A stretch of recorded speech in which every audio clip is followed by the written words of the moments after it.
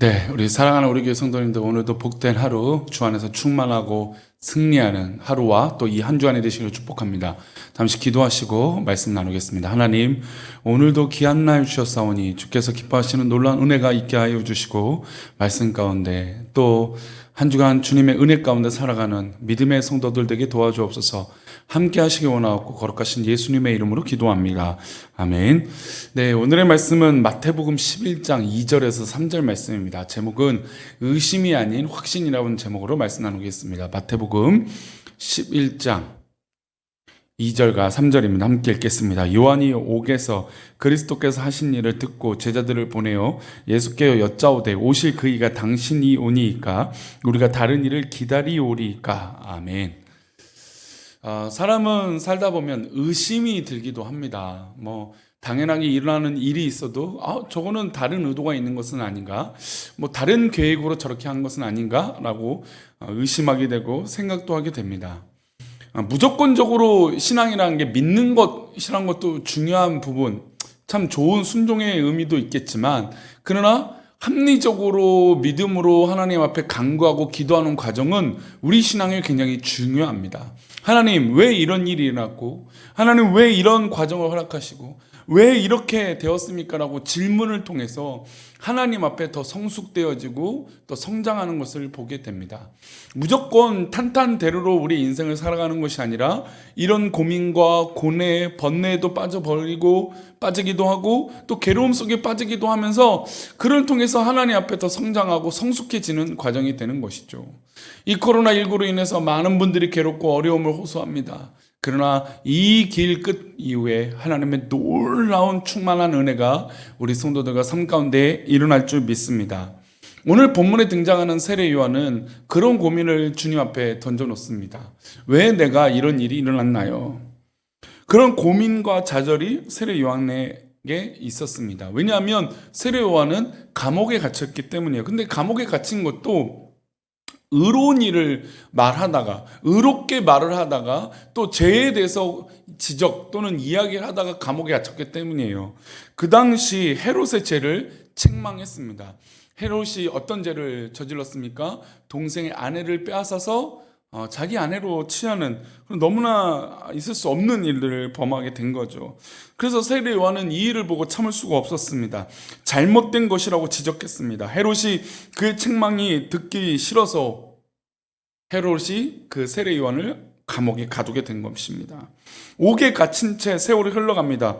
그 과정 가운데 세례 요한은 고뇌에 빠지는 거예요. 왜 하나님 의인은 또 내가 의롭고 좋은 말을 했는데 왜 이런 고난을 당하는 것입니까? 왜 하나님 이렇게 우리를 힘들게 만드십니까? 하나님 정말 주께서 오셨다고, 메시아가 오셨는데 왜 이런 일들이 우리 가운데 일어나는 것입니까? 라고 하는 고민과 의심이 싹트기 시작한 것입니다. 왜 나에게 이런 일이 닥쳤을까 하자 믿음이 옅어지고 흔들릴 수 있다는 겁니다. 이거는 누구나 마찬가지예요. 그런데 이런 질문을 통해서 오히려 기회가 된다는 것이죠. 세례 요한은 주님 앞에 이런 질문을 합니다. 요한이 옥에서 그리스도께서 하신 일 듣고 제자들을 보내요. 옥에서 그리스도께서 하신 일을 들었어요. 그런데 들었는데도 불구하고 3절에 이렇게 얘기합니다. 예수께 여짜오되 오실 그이가, 오실 메시아가, 오실 주님이 정말 당신입니까? 우리가 다른 일을 기다려야 됩니까? 즉 자신의 상황은 감옥에 갇혀있고 어려운 상황 가운데 있다 보니까 하나님 정말로 주님께서 메시아면 우리를 이렇게 내버려 두진 않을 겁니다. 당신이 아니면 또 다른 사람을 우리가 기다려야 됩니까? 라고 질문을 한 거죠. 정말 세례 요한, 우리가 존경하고 정말 광야에서 삶을 자처하면서 살았던 그 세례 요한이 이런 의심스러운 말을 했을까 싶을 정도로 세례 요한은 지금 공고하고 고민에 빠져 있는 것입니다. 세례 요한은 예수님보다 6개월 먼저 이 땅에 태어나서 예수님의 길을 준비했습니다. 낙타 털옷을 입고 맥두기와 석청을 먹으면서 낮고 낮은 자의 모습으로 광야에 외치는 자의 소리가 되었습니다. 얼마나 멋지고 정말 존경받을 만한 삶을 살고 있는 것 아니겠습니까? 세례 요한의 메시지를 듣기 위해서 많은 사람들이 심지어 몰려들기도 했던 그런 역사적인 인물이 바로 세례 요한입니다. 그래서 세례 요한이 설교를 할 때 요단강에 몰려있던 사람들이 회개하자 세례 요한이 그 요단강에서 세례를 베풀었던 그런 사역을 했습니다. 예수님도 누구한테 세례를 받았습니까? 세례 요한에게 세례를 받았죠. 예수님께 세례를 베푸지 못하고 겸손하게 말했던 사람이 세례 요한인데 얼마나 감옥이나 이 불합리한 상황이 어렵고 힘들었는지, 정말로 예수님입니까? 메시아입니까? 라고 질문을 던지는 것이죠. 요한에게 주님이 이 다음 이렇게 말씀을 하세요. 5절 6절입니다. 그러니까 그 질문, 정말 예수님, 당신이 예수님입니까? 라고 하는 질문을 받은 예수님이 이렇게 말씀하세요. 맹인이 보며 못 걷는 사람이 걸으며 나병 환자가 깨끗함을 받으며 못 듣는 자가 들으며 죽은 자가 살아나며 가난한 자에게 복음이 전파된다 하라. 누구든지 나로 말미암아 실족하지 않은 자는 복이 있도다 하시느니라. 주님께서 자신이 행한 일을 하나하나 설명하셨습니다. 메시아가 오면 이런 일을 할 것인데 너는 메시아가 행한 일을 듣지 못했느냐. 지금 예수님의 발자취가 바로 메시아의 사역이라는 겁니다. 그런데 의심이 드니까 도무지, 그리고 자신이 생각했던 방향이 지금 예수님이 하고 있는 행동과는 좀 다른 것 같아서 그런 질문들을 했던 것이죠.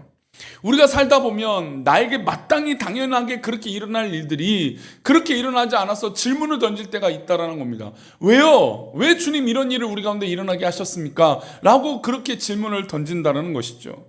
내가 이런 일들을 하고 있다라고 예수님이 하십니다. 그러면서 누구든지 나로 말미암아 실족하지 않는 자는 복이 있도다.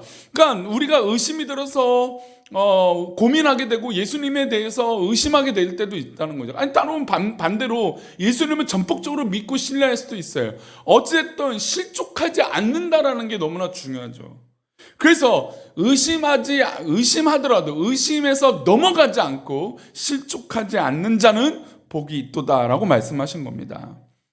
사실 이 말씀은 우리 세례 요한에게 하신 말씀이지만 우리에게도 참 위로가 됩니다. 사람들은 누구나 믿으면서 의심하고 의심하면서 믿는 존재예요. 우리는 믿음에 대한 강박을 가지고 있어요. 100% 순전한 믿음은 불순물이 하나도 섞지 않는, 그런데 우리가 그런 삶을 살 수 있겠습니까? 그렇게 추구하지만 우리가 흔들림 없이 신앙생활 한다는 게 쉽지 않아요. 그런데 세례 요한은 그런 의심이 들었을 때 예수님께 질문을 하는 거죠. 예수님 정말 그렇습니까? 근데 이건 의심으로만 딱 끝난 거지, 그 이후에 말씀이 주어질 때 전폭적으로 하나님의 말씀을 신뢰했던 사람이 바로 세례 요한이었다는 것입니다.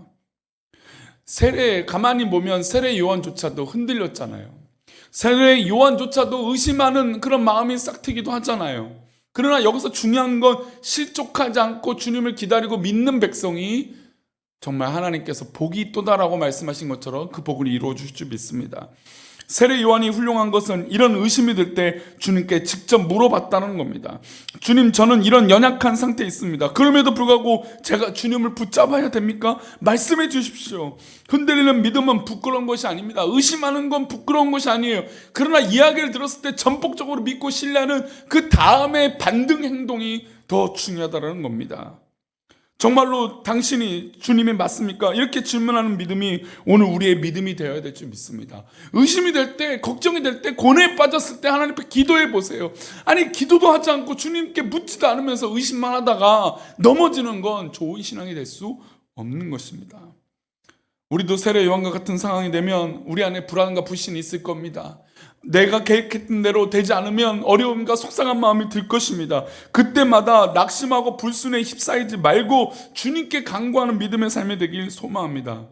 우리는 왜 주님으로 인하여 실족하는 것일까요? 이 말씀의 의미를 깊이 생각해야 됩니다. 주님으로 인해서 실족하는 자들은 대체적으로 주님을 위해서 한 일을 많은 사람들이 그럴 때가 있어요. 오히려 그래요. 공로가 많다 보니까 오히려 그 공로가 자신의 믿음의 발목을 잡는 것이죠. 철저하게 내가 했던 것보다 주님께서 주님을 진정으로 사랑하고 주님만 바라보는 믿음, 내가 한 것은 이후이고 내가 혹시나 어렵고 힘들 때, 의심될 때 오히려 주님을 바라보고 나아가는 믿음, 그 믿음이 정말로 귀한 믿음입니다. 우리가 주님 앞에 헌신하고 능력을 받았다고 자부하는데도 불구하고 지금 현실이 어려울 때 주님에 대한 믿음까지 송두리 채 흔들리면 안 된다는 것이죠. 우리는 믿음을 굳게 붙잡아야 돼요. 의심하고 고뇌하고 염려도 되고 걱정도 되지만 그때마다 주님께 묻는 것입니다. 그리고 그 주님의 말씀이 주어진다면 그걸 붙들고 가는 거예요. 사실 요즘 큐티를 하고 있습니다. 큐티를 한다는 건 하루하루 주어진 나의 말씀을 붙들고 살아가는 그런 믿음이 우리 가운데 필요하다는 것이죠. 11절 말씀, 이렇게 솔직하게 의심했던 자신의 연약함을 구했던 세례요한에게 예수님 이렇게 말씀하십니다. 내가 진실로 너에게 말하노니 여자가 낳은 자 중에 세례요한보다 큰 이가 일어남이 없도다. 그러나 천국에서는 극히 작은 자라도 그보다 크니라. 여자가 낳은 자 중에 가장 위대한 사람이 바로 세례 요한이라는 겁니다. 흔들리는 믿음은 누구에게나 일어날 수 있습니다. 신앙생활 하다면 시험이 될 수도 있어요. 그러나 그 시험에 완전히 고꾸라지면 안 된다는 겁니다. 아니, 시험에 들었을지라도 이제 더 단단한 믿음이 되어져야 되죠. 그러면 여태까지 해왔던 것들이 다 가짜가 되고 넘어짐이 되기 때문이에요.